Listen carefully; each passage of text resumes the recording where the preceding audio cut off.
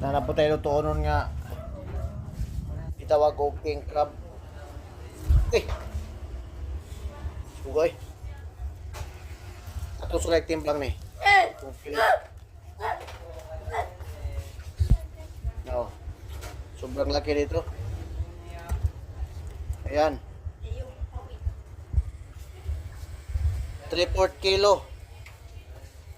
Na? Imagine, 3/4 kilo nga king crab. At saka meron ding maliliit dito. Ayan.